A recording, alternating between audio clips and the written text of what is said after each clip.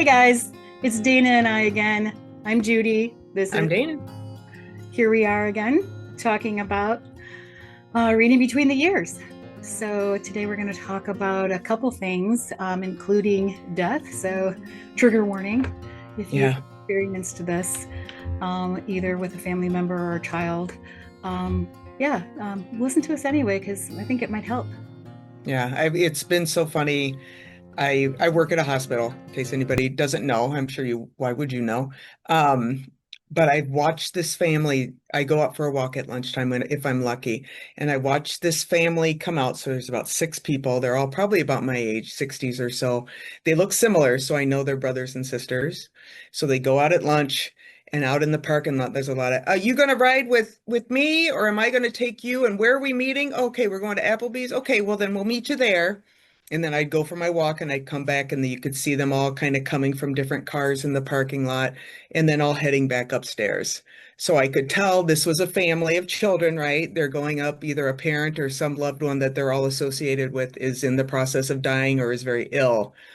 And it was just amazing to watch it. I've been there. You've probably been there where it's like you're all there. You may not, you it just is a gathering, right? It's a gathering. Somebody is Yeah. passing. You're all together. Maybe they seemed to get along, so it wasn't like there didn't seem to be any problems with that.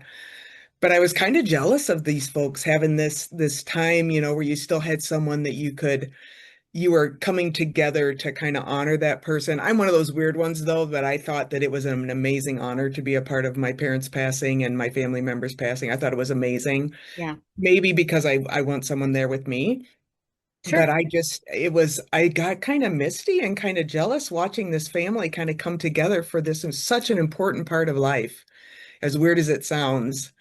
Yeah, it was very, I mean, this is the time of year my dad died in February, so it's the time of year that he died. So, my memories from One Drive are all about, his pictures at the end of his life Oh, as well. But it was just like to have that opportunity again and to say the things, right? To mhm. do the things, to make up for the things, yeah, it was interesting. It kind of threw me back into a position that you wish you could have those moments back, Wow. right? That's a really good insight. Yeah. Yeah, it was just so fun to watch them because you could just tell, like I said, it's like you coming with me or am I going with you or who's Yeah. driving and what are we Yeah. doing? And it's The like whole camaraderie the thing. rituals, yeah, around the death and interesting to see how that kind of changes as the person dies and you kind of hope that they still have reasons to come together after the death. I don't know, but Exactly. Yeah. And you worked hospice for quite a while.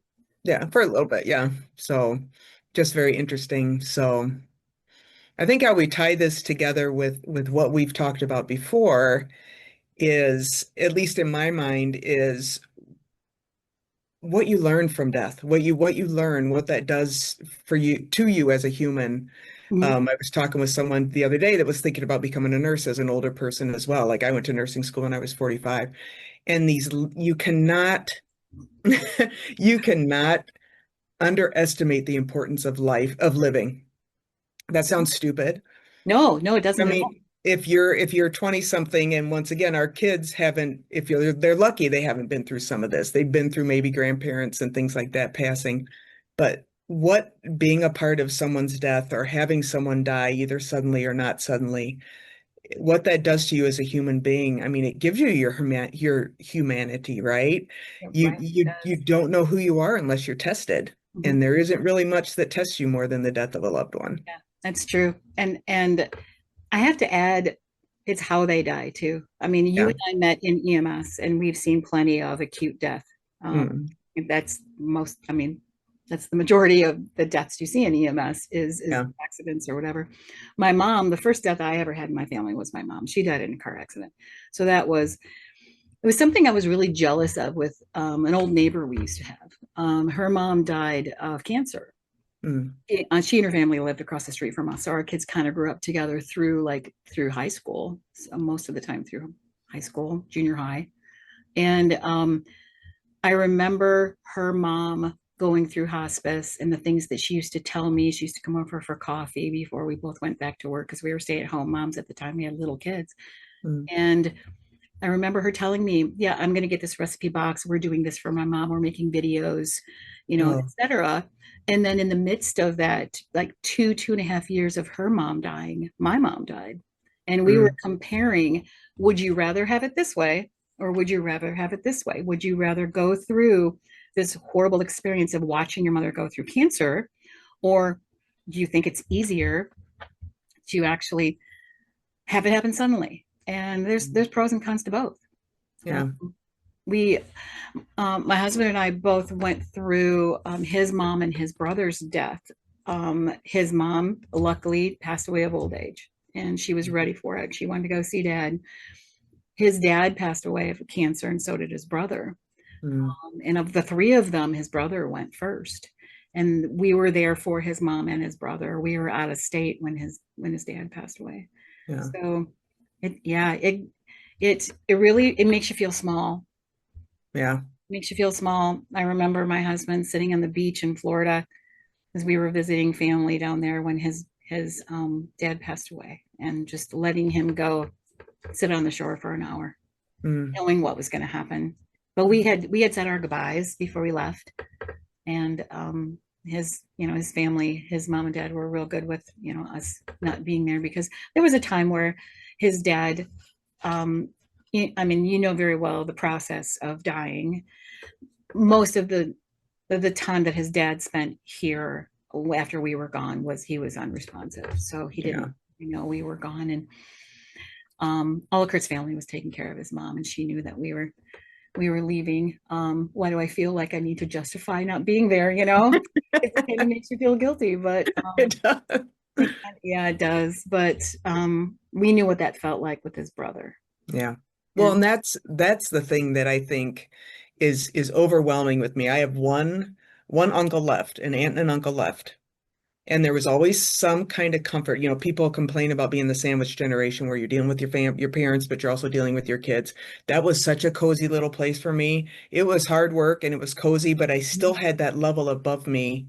It's just like when you're number two in charge and then the boss leaves and you become the boss, there's nobody above you. mhm. And it's like I am holding on to Uncle Bill and Aunt Lynn like crazy because I'm not prepared to be the oldest generation. Yeah, I'm yeah, not prepared because it's like that safety net, even though it's above me, that safety net, who do I go to for advice? Who do I right. ultimately, maybe it's, who am what? And so when Kurt's brother died, how was that different than a parent? Because do you feel like it was a different, because it's more lateral to him? Did he feel that in a different way or was it, Very, very, yeah, yeah. You feel more of a personal threat when it's your generation. Like, what am I doing wrong, or what could I have done better, or what could I have done for my brother? I mean, we expect it of our parents, yeah, but I think all of our generation at our age in the 60s are thinking that too. Am I going to be the top tier? When am I going yeah, to end up being the top dog? yeah, And all these kids underneath me are going to be, Nana, Papa, Grandma, Grandpa, they're old when you yeah, feel old whatsoever. yeah, But yeah, it's such a change. So yeah. yeah, mentioning your aunt and uncle like that, yeah, it's such a change. Oh Such yeah, a change in and our I'm demeanor and the way we see people. yeah. And when Kurt's brother, well, when we had all the deaths in our family, either my side or his side, you think about your siblings too, Mm, I think we all feared to be judged by siblings or family members, especially when we had to do visitation, things like that. Some people were cremated, some people weren't, and we still had services, and everything's different. But I think my husband and I handle death a little differently than other people. I mean, we're sentimental when it comes to things, and he has siblings, and I have siblings that aren't as sentimental or sentimental in the same way. hmm. So everybody worries about, or even friends and family, what are they going to think? Am I not sad enough? Yeah, Am I too happy? Why am I crying too much? yeah, Like, get over it. It happens every day versus, oh, I feel so sorry for you. And then you and I both know there's that ultimate response, call me if you need anything, which is the last thing anybody should tell anybody when they have a death in their family, Yeah. because it's useless. In my opinion. Yeah. Don't do that. You just send the cookies, show up at Yeah. the door, be there for them. And don't ask because they'll always say no. We always said no. I don't think anybody in the world in the entirety of history has ever called somebody and said, well, you told me to call if I needed anything. Come over here and make me, Yeah. breakfast. Nobody's done that. Well, because it comes with such a, what if you go over there and once again, you have the potential to be judged if you're not grieving appropriately? Right. Or it's like, just come sit. Mhm. I might not talk to you. I might not say a word. I Right. might sit here and cry my eyes out. But, and it's another John Deloney thing, grief demands a witness. You Mhm. have to, it can't, you have to get it out and it demands that you have to do it. It's a process that has to happen. Mhm. But Even yeah, if it's just that wood that you're chopping, that's your. yeah, yeah. Well, and it's so funny because right now, my husband's brother is probably not coming home from the hospital. He's going to be put on hospice. I think he was put on hospice today. And Oh, this was 10 years older than Jim. They were very close. I mean, they're a farm family, a farm family, so you're close whether you want to be or not, just because you have just this, you have these intertwined, you're not the average family. You're always coming together for chores morning and evening, and you're right. sitting at the big kitchen table for meals, and that's the way it is. Right. Yeah. But Jim was a farmer, so he's very circle of life. We all are here. We're in EMS, right? We see death a lot, so you have to come up with a way to deal with it. And I don't think it's a coping mechanism in a negative way. I think that honestly is how I feel. I mean, I honestly, it's not me lying to myself. Right. But his dad had dementia when he died, and Jim didn't want to see him after he got so bad. He's like, he doesn't know I'm here anyway, and I don't want to remember him like that. And I get Right. that. The So lack of. now tonight, after we're done recording here, we're going to go see his brother. And it's kind of begrudgingly, I think he's going Yeah. because he doesn't want to, because he doesn't want to remember him like that. But I think that today he was like, man, I just can't get it together. I just can't, I'm dropping stuff and I can't and this. And it's like Tell my us something. anxiety, I can't get on top of it. And it's like, really? Okay, let's go Oh, for a drive and see your brother and let's have a conversation about this. But I think that it is different, I think, whatever generation it comes from. mhm. And when you think, yeah. And it's another thing that I feel like when our younger children, they just don't have that life experience. They don't have the ability, and that's when they judge and when they do things, it seems so. I understand older people, even older than us, saying, you have no idea. You have no Mhm. idea what you're even talking about. Good for you for protecting yourself. Good for you for doing whatever you feel it is right now, because all of a sudden your peace is more important than anybody else's. Right. Deal with some life first, and then we'll have a conversation about it. Yep. But Exactly. but I it's was. I remember after my mom died. I think our two youngest were 5 and 6. Um, 6 and 8. I think they were 6 and 8. And I remember years ago when Eric was in high school, our youngest, saying, yeah, Mom, I'm sorry, I don't remember Grandma.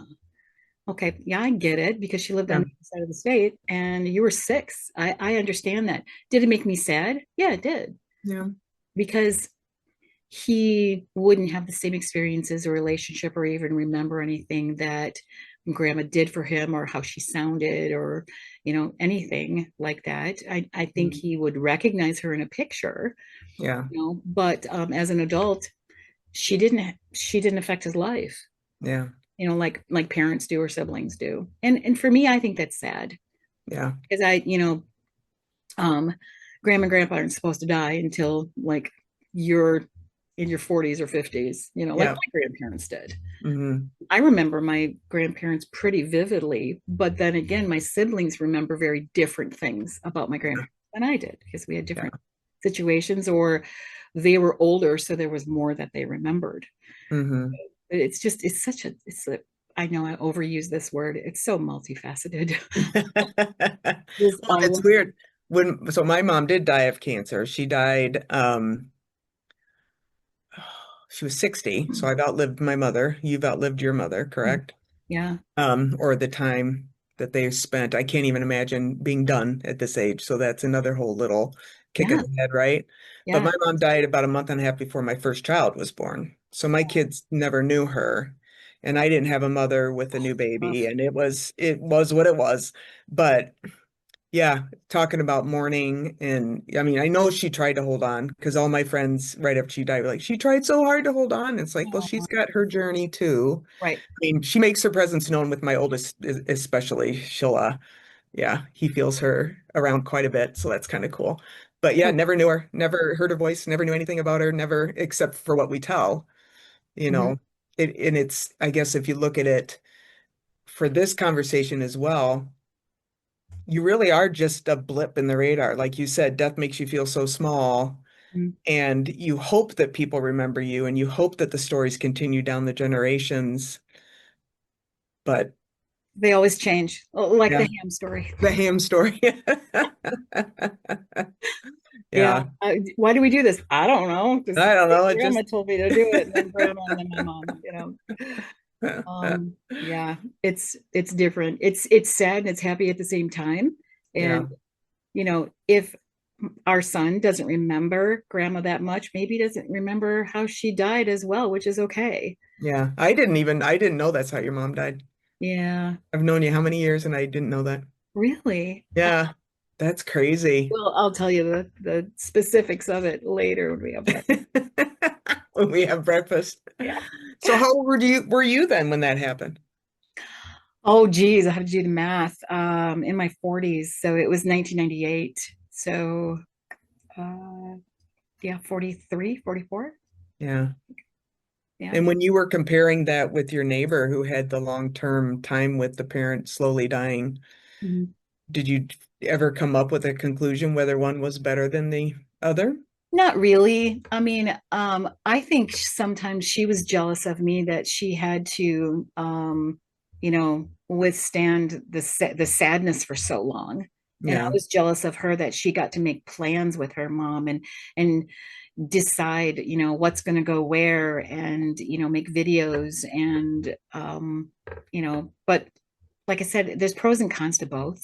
yeah, I think if I had to choose now, I would choose the long term yeah, because the the acute death of someone being in a car accident is so hard on your family. It's so hard on your family. And it affected all five of us kids differently. Um, but yeah, that's a whole nother episode here. yeah. So to That's for speak, sure. Yeah. sibling thing. But I for some reason remember because there were so many people at my mom's funeral because she was the fire chief's wife. Yeah. And Aren't we all? yeah, um, but yeah, this I just remember just feeling like I was in a fishbowl because there were so many people there. Yeah. And then some people, I remember hearing someone a couple rows behind me asking a friend, like, who's that? Who's that? Thought, okay, there's so many people here that know my mom, but they don't Yeah. know their kids. Yeah. They don't know us five. They all know who my dad was, of course, but they don't know any of us. So people talking about me it doesn't bother me. You talk about me all you want. It doesn't, it's no sweat off my back. But I was younger then. Yeah. You know how all that changes as you get older. But I think that's so interesting because I remember when dad died, there were people on stage, anybody want to come say a few words? There were people that came on stage and told stories about my dad that my brothers had no idea. Yeah. Frankly, I had no idea either. And it was so they were missionaries. They would go to somewhere South America and they would provide dental services. There was a Mhm. group of dentists. And dad doesn't have anything. He was like the flashlight holder in the villages that had no power and I mean amazing conditions. Um, but I guess there was an orphan child in the village, or it was some story where they needed um nutrition for this child. It was a baby. And my mom and dad at that point in time, well, mom was gone because he would go with his second wife, knew that goat's milk was a good replacement for breast milk. Yeah. So my dad went into this village, you know, white man with a headband. He always wore a headband when he was out and hot. Went in and found a goat. Went in and procured a goat for this baby, showed them how to milk. Well, didn't show them, but got the milk and fed this baby. And my brothers were like, he did what? What are you talking about? Never heard that That's story. crazy. Yeah, I've never heard that story. It's just so interesting how I'm reading a book right now about how generations ago the older people stayed around and they were revered as the authority and the advice givers and the holders of the history in so many different cultures. But now, as things have changed and there's more money, there's more everything, independence is the most important thing as you get older, it seems like, and how that's valued. So the lives separate. So not only do you have the separation, you're raised and your kids are with you, your kids go off to college, but when they're adults, then the parents separate again. And what is valued is the independence in Mhm. retirement. Retirement used to be something completely different. Yes. Now it's about going off and doing your things, and that adds another barrier to these families Mhm. or to everybody coming back together again. I thought Yeah. that was really interesting. I didn't think of it that way. So Yeah, then you because they have don't live these in the same funerals. household. Yeah, Grandma doesn't live with you anymore. She's in a nursing home because yeah, grandma's going to live with us until grandma and grandpa live with us until they die.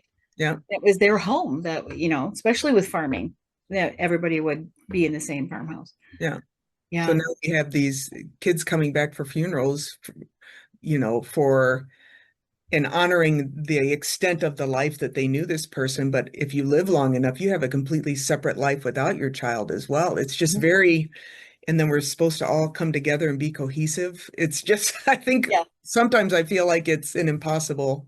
Yeah. 2 or 3 times a year, Yeah, if you're or just, lucky. for dinner, Yeah, once a month, something like that. Yeah. I and never thought about it that way. It's yeah. changed a lot. And they expect us to all know exactly what everybody's thinking and they're doing. And oh, didn't I tell you that? No. Oh, I meant to text you. Yeah, Social media doesn't help. Sometimes you yeah. learn things on social media that you should have known you didn't know. Oh, I'm engaged. Oh, really? Nice to know. Yeah.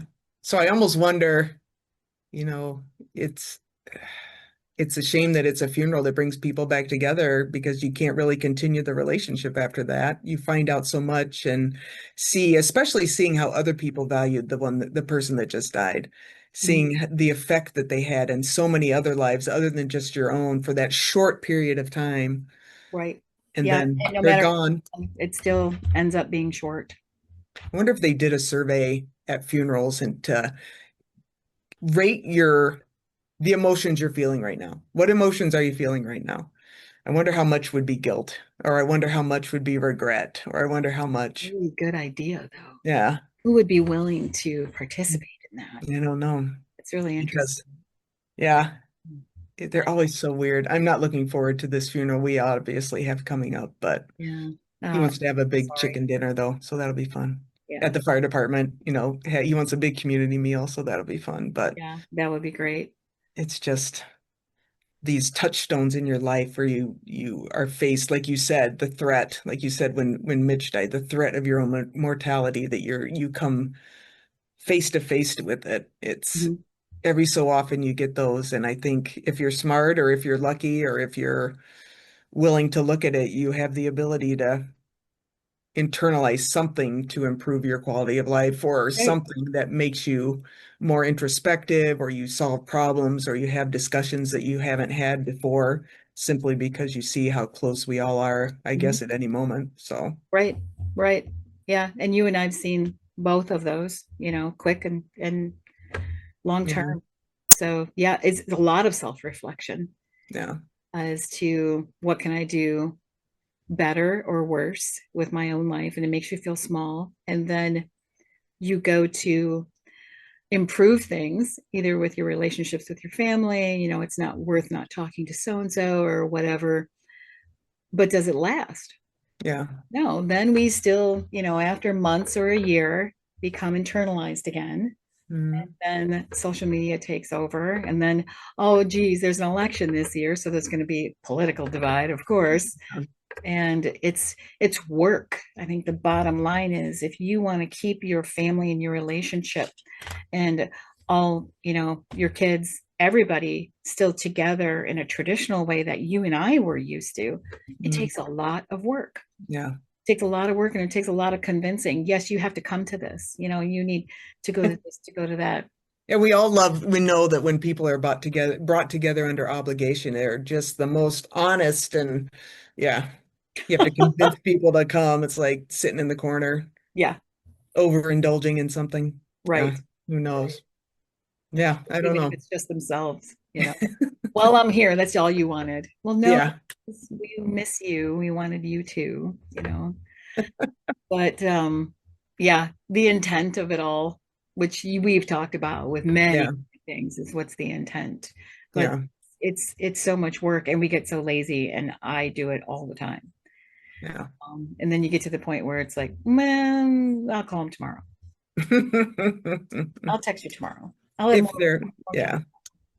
And then you get to days like we're coming up on where you can't text them tomorrow, you know, you can't, they're not going to be there. Yeah. But Yeah. I don't wish, in some ways, I think, the time in our lives where we hadn't been through this, the time in our lives where everything, we hadn't been faced with the true lessons of life was a nice time, but I think I'm a better person having gone through it. Hmm. Yeah. Yeah. I think I've, Dr. Laura, when she used to be on there, used to always say, Oh, hey, you can believe anything you want all day long until it's tested. Then you really find out what you need, or really exactly. find out what you believe and really find out. And I think, unfortunately, at our age, we get tested more and we have those opportunities more often. But Somebody quoted, and I know it's a famous person, I can't remember who it was, but I saw a meme or a poster or something like, why did it take me to be so old to be wise? You know, and then, if you have to go back to when you were 20, would you rather have the wisdom or the body? I think that's oh, that's interesting. you know, Yeah, but yeah, as we get older and everywhere you go, everything you do, every person you meet, every job you've had shapes the way you see everything, yeah, all of the above. And it's definitely, I mean, that's definitely the case because if you don't have those experiences, bad or good, you can't really process those or deal with them when they happen again. And they're yeah. going to happen again. Just think about all that our grandparents saw in their lifetimes. If you live to be 80, I mean, the wars and all that kind of stuff. And once again, like we say, and they're trying to raise kids and trying to be the best parents they can and do everything else. So Right. another reason to honor us old people. There you go. We're not over Yet. no, Give no. me another day. Tomorrow. We'll be old Tomorrow. tomorrow. Tomorrow I'm old. It's like free beer tomorrow. Tomorrow I'm old. Exactly. Free beer tomorrow. Tomorrow, free beer. Tomorrow I will be old. Yeah, oh, Oh man. man. Well, thank you guys for joining us. We appreciate you listening. Subscribe, and we will see you in about a week. Yeah. Bye. Bye.